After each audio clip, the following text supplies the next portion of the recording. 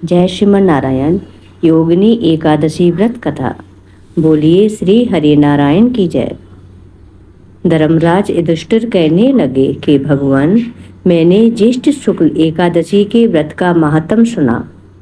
अब कृपया आषाढ़ कृष्ण एकादशी की कथा सुनाइए। इसका नाम क्या है, महात्म क्या है, यह भी बताइए। श्री कृष्ण कहने लगे कि हे राजन, आषाढ़ कृष्ण एकादशी का नाम योगिनी है। इसके व्रत से समस्त पाप नष्ट हो जाते हैं। यह इस लोक में भोग और परलोक में मुक्ति देने वाली है। यह तीनों लोकों में प्रसिद्ध है। मैं तुमसे पुराणों में वर्णन की हुई कथा कहता हूँ, ध्यान पूर्वक सुनो। स्वर्ग धाम की अलकापुरी नामक नगरी में कुबेर नाम का एक राजा रहता था। वह शिव भक्त था और प्रतिदिन शिव की पूजा किया करता था। हेम नाम का एक माली पूजन के लिए उसके यहाँ फूल लाया करता था। हेम की विशालाची नाम की सुंदर स्त्री थी। एक दिन वह मानसरोवर से पुष्प तो ले आया, लेकिन कामासक्त होने के कारण वह अपनी स्त्री से हास्य विनोद तथा रमण करने लगा। इधर राजा उसकी दोपहर तक राह देखता रहा। अंत में राजा कुबेर ने सेवकों को आज्ञा दी कि तुम लोग जाकर माली के न आने का कारण पता करो, क्योंकि वह अभी तक पुष्प लेकर नहीं आया। सेवकों ने कहा कि महाराज, वह पापी अतिकामी है, अपनी स्त्री के साथ हास्य विनोद और रमण कर रहा होगा। यह सुनकर कुबेर ने क्रोधित होकर उसे बुलाया। हेम माली राजा के भय से कांपता हुआ उपस्थित हुआ। राजा कुबेर ने क्रोध में आकर कहा, अरे पापी, नीच, कामी, तूने मेरे परम पूजनीय ईश्वरों के ईश्वर श्री शिवजी महाराज का अनादर किया है। इसलिए मैं तुझे श्राप देता हूँ कि तू स्त्री का वियोग सहेगा और मृत्यु लोक में जाकर कोढ़ी होगा।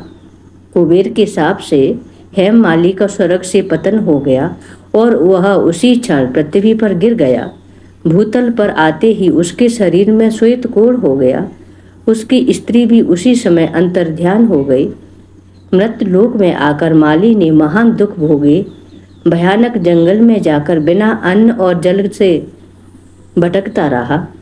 रात्रि को निंद्रा भी नहीं आती थी, परंतु शिवजी की पूजा के प्रभाव से उसको पिछले जन्म की स्मृति का ज्ञान अवश्य रहा। घूमते घूमते एक दिन वह मार्कंडेय ऋषि के आश्रम में पहुंच गया, जो ब्रह्मा से भी अधिक वृद्ध थे और जिनका आश्रम ब्रह्मा की सभा के समान लगता था।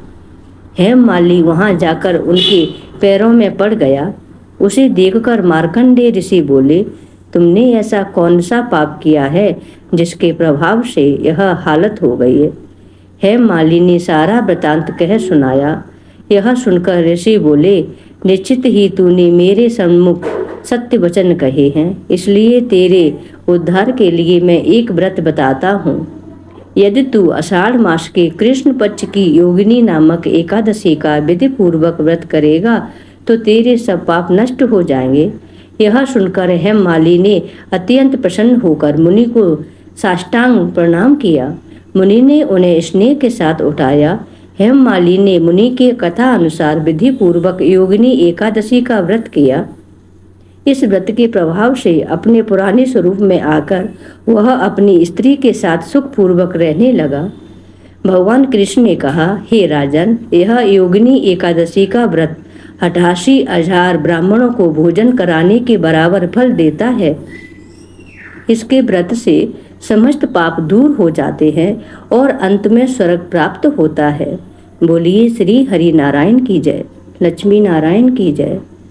श्रीमन नारायण नारायण हरे हरे, भजमन नारायण नारायण हरे हरे। लक्ष्मी नारायण नारायण हरे हरे, सत्य नारायण नारायण हरे हरे। श्रीमन नारायण नारायण हरे हरे, सत्य नारायण नारायण हरे हरे। बोलो नारायण नारायण हरे हरे, श्रीमन नारायण नारायण हरे। लक्ष्मी नारायण नारायण हरे हरे।